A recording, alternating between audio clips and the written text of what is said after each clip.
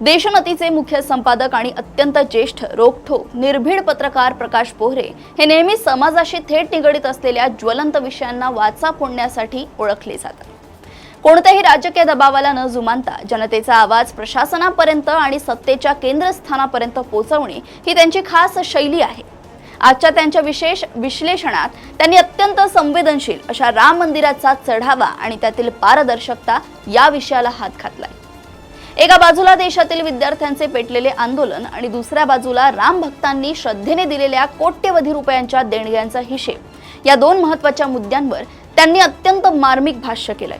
मूळ विषयावरून लक्ष विचलित न होता लोकशाहीत पारदर्शकता कशी गरजेची आहे यावर त्यांनी मांडलेले मत आपण सविस्तर जाणून घेऊया। देशातील कोट्यवधी नागरिकांनी, मजुरांनी, वृद्धांनी आणि चिमुकल्यांनी अत्यंत श्रद्धेने राम मंदिरासाठी दिलेला कोट्यवधी रुपयांचा चढावा आणि देणग्यांचा हिशेब नक्की कुठे आहे असा थेट सवाल देशोन्नतीचे मुख्य संपादक प्रकाश पोहरे यांनी उपस्थित केलाय।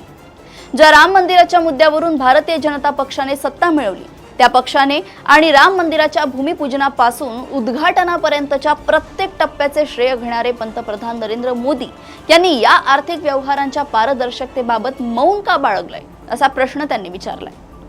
श्रेय घेणे जितके सार्वजनिक असते तितकीच त्याची जबाबदारी आणि उत्तरदायित्वही सार्वजनिक असायला हवे असे मत मांडताना त्यांनी सध्या सुरू असलेल्या विद्यार्थ्यांच्या आंदोलनाच्या गदारोळात राम मंदिराच्या चढाव्याचा आणि जमा खर्चाचा मुद्दा जाणीवपूर्वक मागे ढकलला तर गेला नाही ना असा संशयही व्यक्त केलाय।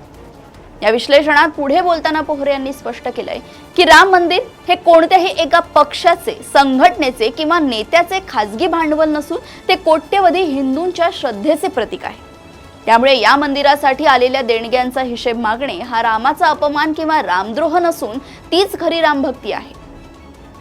आजच्या राजकीय वातावरणात सरकारला किंवा धार्मिक संस्थांच्या कारभाराला प्रश्न विचारल्यास राष्ट्रविरोधी, धर्मविरोधी किंवा हिंदू विरोधी ठरवण्याची एक चुकीची परंपरा निर्माण झाली आहे। मात्र भारतीय संस्कृतीत प्रश्न विचारण्याची जुनी परंपरा असून रामाच्या नावाने प्रश्न विचारणारा राम विरोधी नसून ते प्रश्न दडपणारा खरा दोषी असतो।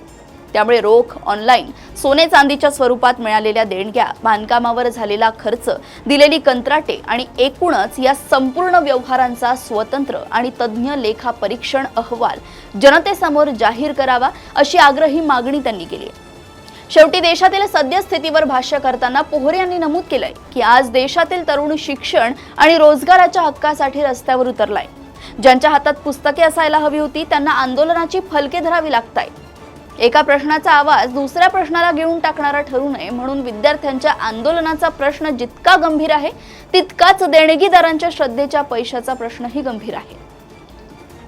सरकार आणि संबंधित व्यवस्थापनाने विद्यार्थ्यांच्या भविष्याचा आणि राम भक्तांच्या श्रद्धेच्या पैशाचा असा दोन्ही घटकांचा संपूर्ण हिशेब आणि पारदर्शकता जनतेसमोर ठेवायला हवी। जर या पैशांचा योग्य हिशेब जनतेला मिळणार नाही तर मंदिर कितीही भव्य उभारले तरी रामराज्याची मूळ संकल्पना मात्र अपुरीच राहील असा स्पष्ट इशारा प्रकाश पोहरे यांनी दिलाय। देशोन्नतीचे मुख्य संपादक प्रकाश पोहरे यांनी आपल्या रोखठोक विश्लेषणातून केवळ प्रश्नच उपस्थित केले नाहीत तर लोकशाहीत उत्तरदायित्व आणि पारदर्शकता किती महत्त्वाची असते याचे वास्तव चित्र समोर ठेवलंय।